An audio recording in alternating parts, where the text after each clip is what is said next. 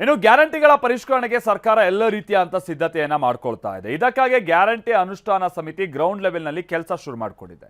ಆದರೆ ಬಿಜೆಪಿ ನಾಯಕರುಗಳು ಸರ್ಕಾರದ ಬೊಕ್ಕಸದಲ್ಲಿ ಹಣ ಇಲ್ಲ, ಆ ಕಾರಣಕ್ಕಾಗಿಯೇ ಫಲಾನುಭವಿಗಳ ಸಂಖ್ಯೆ ಕಡಿತ ಮಾಡೋದಕ್ಕೆಲ್ಲ ಹೀಗೆ ಮಾಡ್ತಿದ್ದಾರೆ ಅಂತ ಕುಟುಕ್ತಾ ಇದ್ದಾರೆ. ಫಲಾನುಭವಿಗಳು ಕೂಡ ಅರ್ಹರಿಗೆ ತೊಂದರೆ ಆಗದಂತೆ ನೋಡ್ಕೊಳ್ಳಿ ಅಂತ ಸರ್ಕಾರಕ್ಕೆ ಒತ್ತಾಯಿಸ್ತಾ ಇದ್ದಾರೆ.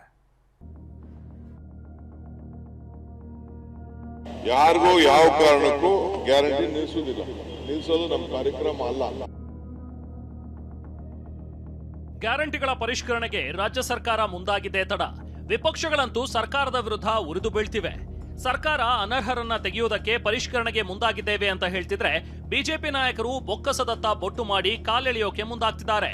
ವಿಪಕ್ಷಗಳ ಟೀಕೆಗೆ ಕಾಂಗ್ರೆಸ್ ನಾಯಕರು ಕೌಂಟರ್ ಅಟ್ಯಾಕ್ ಮಾಡ್ತಿದ್ದಾರೆ. ಸಿಎಂ ಡಿಕೆ ಅವರೇ ಪುಕ್ಕಟೆ ಪ್ರಚಾರ, ಎಲ್ಲಾ ಗೃಹಿಣಿಯರಿಗೆ ಹಣ ಕೊಡಿ. ಹಣದ ಕೊರತೆಯಿಂದ ಗ್ಯಾರಂಟಿ ಪರಿಷ್ಕರಣೆ ಎಂದ ಅಶೋಕ್ ಬಿವೈವಿ. ಗ್ಯಾರಂಟಿ ಪರಿಷ್ಕರಣೆಗೆ ವಿಪಕ್ಷ ನಾಯಕ ಆರ್ ಅಶೋಕ್ ಅಂತೂ ಕೆಂಡ ಕಾರಿದ್ದಾರೆ. ಸರ್ಕಾರದ ನಡೆಗೆ ಕಿಡಿಕಾರಿದ ಅಶೋಕ್, ಮೊದಲು ನುಡಿದಂತೆ ನಡೆದಿದ್ದೇವೆ ಎಂದ್ರಿ, ಈಗ ಪರಿಶೀಲನೆ ಅಂತಿದ್ದಾರೆ. ಪುಕ್ಕಟೆ ಪ್ರಚಾರ ಬೇಡ, ಎಲ್ಲಾ ಗೃಹಿಣಿಯರಿಗೆ ಮೊದಲು 2,000 ಕೊಡಿ ಅಂತ ಗುಡುಗಿದ್ದಾರೆ. ವಿಜೇಂದ್ರ ಮಾತನಾಡಿ, ಹಣದ ಕ್ರೋಢೀಕರಣ ಸಾಧ್ಯವಾಗದಿದ್ದಕ್ಕೆ ಪರಿಷ್ಕರಣೆ ಮಾಡ್ತಿದ್ದಾರೆ ಅಂತ ಕುಟುಕಿದ್ದಾರೆ. ಡಿ.ಕೆ. ಶಿವಕುಮಾರ್ ಅವರೇ, ಪುಕ್ಕಟೆ ಪ್ರಚಾರ ಬೇಡ, ನೀವು ನುಡಿದಂತೆ ನಡೆದಿದ್ರಿ ಅಂತ ಹೇಳಿದ್ರ, ಎಲ್ಲ ಪ್ರತಿ ಗೃಹಿಣಿಯರಿಗೂ ನೀವು ಹೇಳಿದ ಪ್ರಕಾರ ಅವ್ರಿಗೆ 2,000 ರೂಪಾಯಿ ಕೊಡಿ ಅನ್ನೋ ಆಗ್ರಹವನ್ನು ನಾವು ಮಾಡ್ತಾ ಇದ್ದೀರಿ. ಮತ್ತು ಇದಕ್ಕೆ ರಿವಿಷನ್ ಅನ್ನೋ ಹೆಸರಲ್ಲಿ ಆ ಹೆಣ್ಣು ಮಕ್ಕಳ ಜೀವನದ ಜೊತೆ ಚೆಲ್ಲಾಟ ಆಡಬೇಡಿ ಅನ್ನೋ ಒಂದು ಎಚ್ಚರಿಕೆಯನ್ನು ಕೂಡ ರಾಜ್ಯ ಸರ್ಕಾರಕ್ಕೆ ಕೊಡ್ತಾ ಇದ್ದೀವಿ. ಗ್ಯಾರಂಟಿಗಳಿಗೆ ಹಣವನ್ನು ಕ್ರೋಢೀಕರಿಸೋದಕ್ಕೆ ಸಾಧ್ಯ ಆಗದೇನೆ ಒಂದು ರೀತಿ ಫಲಾನುಭವಿಗಳ ಮೇಲೆ ಆರೋಪಗಳನ್ನು ಮಾಡಿಕೊಂಡು ಅದನ್ನು ಲಕ್ಷಾಂತರ ಜನ ಏನು ಫಲಾನುಭವಿಗಳಿದ್ರು ಅವರ ಕಡಿತಗೊಳಿಸ್ತಕ್ಕಂಥ ಕೆಲಸ ಮಾಡೋದಕ್ಕೆ ಹೊರಟಿದ್ದೀರಿ, ಖಂಡಿತ ಸರಿಯಲ್ಲ. ಯಾರದ್ದೋ ಖಾತೆಗೆ ಹಣ ಹೋಗ್ತಿದೆ, ಇದನ್ನ ಸರಿ ಮಾಡ್ತೇವೆ. ಯಾವುದೇ ಕಾರಣಕ್ಕೂ ಗ್ಯಾರಂಟಿಗಳನ್ನ ನಿಲ್ಲಿಸಲ್ಲ ಎಂದ ಸಿಎಂ ಡಿಕೆ. ಬಿಜೆಪಿ ನಾಯಕರ ಮಾತಿಗೆ ಸಿಎಂ ಡಿಕೆ ಶಿವಕುಮಾರ್ ಕೆರಳಿ ಕೆಂಡವಾಗಿದ್ದಾರೆ. ನಮಗೆ ಬಂದಿರುವ ಮಾಹಿತಿ ಪ್ರಕಾರ ಫಲಾನುಭವಿಗಳನ್ನ ಬಿಟ್ಟು ಯಾರದ್ದೋ ಖಾತೆಗೆ ಹಣ ಹೋಗ್ತಿದೆ, ಇದೆಲ್ಲವನ್ನು ನಾವು ಸರಿ ಮಾಡಬೇಕಿದೆ. ವೋಟ್ ಇದ್ದವರಿಗೆ ಮಾತ್ರ ಗ್ಯಾರಂಟಿಗಳನ್ನ ಕೊಡಬೇಕು, ಹೀಗಾಗಿ ಪರಿಷ್ಕರಣೆ ಮಾಡ್ತೀವಿ ಅಂತ ಹೇಳಿದ್ರು. ಗ್ಯಾರಂಟಿನ ನಾವು ವಾಪಸ್ಸು ಯಾರು ಕರೆಕ್ಟು ಫೋಟೋಸು ಐಡೆಂಟಿಫಿಕೇಶನ್ ಬೇಕು. ಆಗ ಏನೋ ತರಾತುರಿಲಿ ಕೆಲವರೆಲ್ಲ ಯಾರ್ದೋ ಫೋನ್ ನಂಬರ್ ಕೊಟ್ಬಿಟ್ಟಿದ್ದಾರೆ, ಯಾರ್ದೋ ಅಕೌಂಟ್ಗೆ ದುಡ್ಡು ಹೋಗ್ತಾ ಇದೆ. ನಮಗೆ ನೇರವಾಗಿ ಕರೆಕ್ಟಾಗಿ ಅವ್ರ ಅಕೌಂಟ್ಗೆ ದುಡ್ಡು ಹೋಗಬೇಕು. ಯಾರ್ಯಾರೋ ಡ್ರಾ ಮಾಡ್ತಾ ಇದ್ದಾರೆ, ಅದೆಲ್ಲ ನಮ್ಮ ಹತ್ರ ಎಲ್ಲ ದಾಖಲೆ ಇದೆ.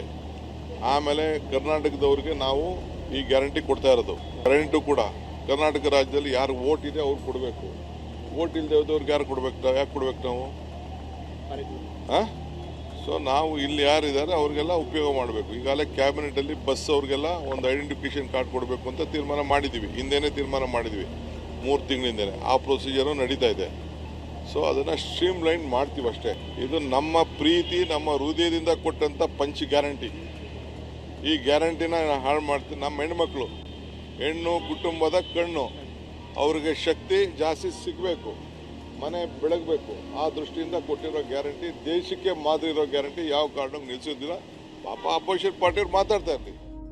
ಮಾಜಿ ಸಿಎಂ ಸಿದ್ದರಾಮಯ್ಯ ಕೂಡ ಟ್ವೀಟ್ ಮಾಡಿ ಪಂಚ ಗ್ಯಾರಂಟಿಗಳನ್ನ ನಾವು ನಿಲ್ಲಿಸೋ ಮಾತಿಲ್ಲ ಅಂದಿದ್ದಾರೆ. ಪಂಚ ಗ್ಯಾರಂಟಿ ಯೋಜನೆಗಳನ್ನು ಯಾವುದೇ ಕಾರಣಕ್ಕೆ ನಿಲ್ಲಿಸುವುದಿಲ್ಲ. ಮುಂದಿನ 2 ವರ್ಷಗಳ ಕಾಲ ಮಾತ್ರವಲ್ಲ, ಮುಂದಿನ ಚುನಾವಣೆಯಲ್ಲಿ ಮತ್ತೆ ನಾವು ಅಧಿಕಾರಕ್ಕೆ ಬರಲಿದ್ದೇವೆ. ಅದರ ನಂತರವೂ ಅದು ಮುಂದುವರಿಯಲಿದೆ. ಯೋಜನೆಗಳ ಅನುಷ್ಠಾನದಲ್ಲಿ ಕಂಡುಬರುವ ದೋಷಗಳನ್ನು ಸರಿಪಡಿಸುವ ಕೆಲಸ ಪ್ರಾರಂಭದಿಂದಲೇ ನಡೆಯುತ್ತಾ ಬಂದಿದೆ, ಈಗಲೂ ಮುಂದುವರೆದಿದೆ. ಈ ಯೋಜನೆಗಳ ಫಲಾನುಭವಿಗಳು ವಿರೋಧ ಪಕ್ಷಗಳ ಅಪಪ್ರಚಾರಕ್ಕೆ ಕಿವಿಗೊಟ್ಟು ಆತಂಕಕ್ಕೆ ಈಡಾಗಬೇಕಾಗಿಲ್ಲ. ಬಿಜೆಪಿ ಮೂಲತಃ ಬಡವರ ವಿರೋಧಿ ಪಕ್ಷ. ಅದು ಗ್ಯಾರಂಟಿ ಯೋಜನೆಗಳನ್ನು ಮೊದಲ ದಿನದಿಂದಲೇ ವಿರೋಧಿಸುತ್ತಾ ಬಂದಿದೆ. ಮೊದಲು ಗ್ಯಾರಂಟಿ ಯೋಜನೆಗಳ ಜಾರಿಯೇ ಅಸಾಧ್ಯ ಎಂದರು. ನಂತರದ ದಿನಗಳಲ್ಲಿ ಹಣಕಾಸಿನ ಕೊರತೆಯಿಂದ ಸರ್ಕಾರ ದಿವಾಳಿಯಾಗಲಿದೆ ಎಂದರು.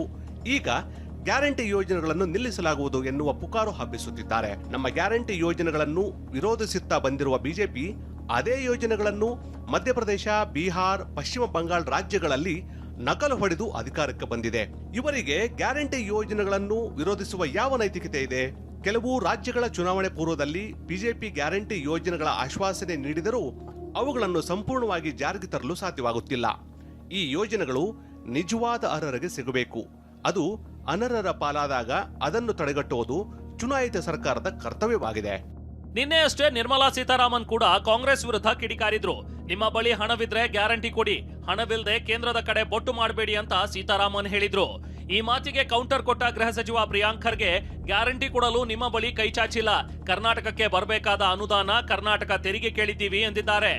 Don't give if you don't have the money and then blame the center saying center is not giving me money. You didn't give the promise based on center. You gave the promise knowing your economy strength, your fiscal position. So there are some steps. My priority. ಅರೆ ಗ್ಯಾರಂಟಿಗಳು ಕೊಡೋದು ನಾವು ಕೇಳಿದೀವೇನ್ರಿ? ಗ್ಯಾರಂಟಿಗಳು ಕೊಡ್ಲಿಕ್ಕೆ ನಾವು ರಾಜ್ಯ ಸರ್ಕಾರ ಹತ್ರ ನಾವೇನು ಕೈ ಚಾಚಿದೀವಾ? ಕೇಂದ್ರ ಸರ್ಕಾರ ಹತ್ರ ನಾವು ಗ್ಯಾರಂಟಿಗಳನ್ನು ನಡೆಸಲಿಕ್ಕೆ ನಿರ್ಮಲಾ ಸೀತಾರಾಮನ್ ಅವರಿಗೆ ಸಿದ್ದರಾಮಯ್ಯ ಸಾಹೇಬ್ರಾಗಿರ್ಬೋದು, DK ಶಿವಕುಮಾರ್ ಸಾಹೇಬ್ರಾಗಿರ್ಬೋದು ಯಾವತ್ತಾನ ನಾವು ಮನವಿ ಮಾಡ್ಕೊಂಡಿದ್ದೀವ. ಕೇಂದ್ರ ಪುರಸ್ಕೃತ ಯೋಜನೆಗಳಿಗೆ ನಮ್ಮ ಪಾಲನ್ನ ಕೊಡಿ ಅಂತ ಕೇಳ್ತಾ ಇರೋದು. ನಾವೇನು ತೆರಿಗೆ ಕೊಡ್ತಾ ಇದ್ದೀವಿ ಅದಕ್ಕೆ ತಕ್ಕಂತೆ ನಮಗೆ ಫಲ ಕೊಡಿ ಅಂತ ಇರೋದು. ನಮ್ಮ ಶ್ರಮಕ್ಕೆ ಬೆಲೆ ಕಟ್ಟಿ ಅಂತ ಇರೋದು ಹೊರತು ನಾವು ಗ್ಯಾರಂಟಿಗೆ ದುಡ್ಡು ಕೇಳ್ತಾ ಇಲ್ಲ.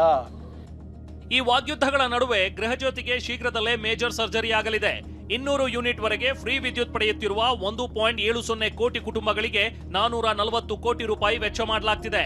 ಆದರೆ ಗೃಹ ಬಳಕೆ ಹೆಸರಲ್ಲಿ ವಾಣಿಜ್ಯ ಬಳಕೆಗೂ ಫ್ರೀ ವಿದ್ಯುತ್ ಬಳಕೆಯಾಗ್ತಿರೋ ಬಗ್ಗೆ ಆರೋಪಗಳು ಕೇಳಿ ಬಂದಿವೆ. ಅನ್ಯ ರಾಜ್ಯದವರು ಗೃಹಜ್ಯೋತಿ ಬಳಸ್ತಿದ್ದಾರೆ. ಹೀಗಾಗಿ ಆಧಾರ್ ಮತ್ತು ಫೋನ್ ನಂಬರ್ ಮೂಲಕ ಪುನರ್ ಪರಿಶೀಲನೆ ನಡೆಯಲಿದೆ. ಸರ್ಕಾರದ ಪರಿಷ್ಕರಣೆ ನಿರ್ಧಾರಕ್ಕೆ ಮೈಸೂರಿನಲ್ಲಿ ಗುಡ್ ರೆಸ್ಪಾನ್ಸ್ ಸಿಕ್ಕಿದೆ. ಸರ್ಕಾರದ ಈ ನಿರ್ಧಾರ ಒಳ್ಳೆಯದು, ಗೃಹಲಕ್ಷ್ಮಿ ಬಡವರಿಗೆ ತುಂಬಾ ಅನುಕೂಲ ಆಗ್ತಿದೆ ಅಂತ ಹೇಳ್ತಿದ್ದಾರೆ. ಮಿಡ್ಲ್ ಕ್ಲಾಸ್ ಜನಗಳಿಗೆ ಅದರಿಂದ ತುಂಬ ಹೆಲ್ಪ್ ಆಗ್ತಾ ಇದೆ ಸರ್. ಸಿಲಿಂಡ್ರಿಗೆ ಅಥವಾ ಮಕ್ಕಳುಗಳ ಟ್ಯೂಷನ್ ಫೀಸು, ಬುಕ್ಕು, ಆ ಥರ ಏನೇ ಇದ್ದಿದ್ರು ಇದರಿಂದ ಸಣ್ಣ ಪುಟ್ಟ ಹೆಲ್ಪ್ ಅಂತೂ ಖಂಡಿತ ಆಗ್ತಾ ಇದೆ ಸರ್. ನಮಗೆ ವಯಸ್ಸಾದವ್ರಿಗೆ ಎಲ್ಲೂ ಗೆಯ್ಯೋಕ್ಕಾಗಲ್ಲ. 2,000 ರೂಪಾಯಿ ನಮ್ಗೆ ಬರೋದ್ರಿಂದ ಎಷ್ಟೋ ಉಪಯೋಗ ನಮಗೆ ವಯಸ್ಸಾದವ್ರಿಗೆ. ಅವ್ರು ಮಾಡಿಕೊಟ್ಟಿದ್ದರಿಂದ ನಮಗೆ ಏನೋ ಅದರಲ್ಲಿ ಜೀವನ ಮಾಡ್ತಾ ಇದ್ದೀವಿ. ಶಿವಮೊಗ್ಗದಲ್ಲಿ ಮಹಿಳೆಯರು ನಮಗೆ ಇನ್ನೊಮ್ಮೆ ಅರ್ಜಿ ಸಲ್ಲಿಸೋಕೆ ಬರಲ್ಲ, ಇರುವ ನಿಯಮಗಳನ್ನ ಯಥಾವತ್ತಾಗಿ ಮುಂದುವರಿಸಿ ಎಂದಿದ್ದಾರೆ. ನಾವೀಗ ಕಾಂಗ್ರೆಸ್ನವ್ರಿಗೆ ಹೇಳ್ತಾ ಇರೋದೇನು, ನಮಗೆ ಅರ್ಜಿ ಹಾಕಕ್ಕೆ ಆಗ್ತಾ ಇಲ್ಲ, ನಮಗೇನು ಮೊದಲಿಂದ ಕೊಡ್ತಿದ್ರೆ ಆ ಹಣ ನಮಗೆ ಕರೆಕ್ಟಾಗಿ ಕೊಡಿ. ಇವರು DK ಬಂದು ಹೊಸದಾಗಿ ಅರ್ಜಿ ಹಾಕಂದ್ರೆ ತುಂಬ ಜನ ಕಷ್ಟ ಆಗ್ತಿದೆ ಸರ್ ಅದರಿಂದ.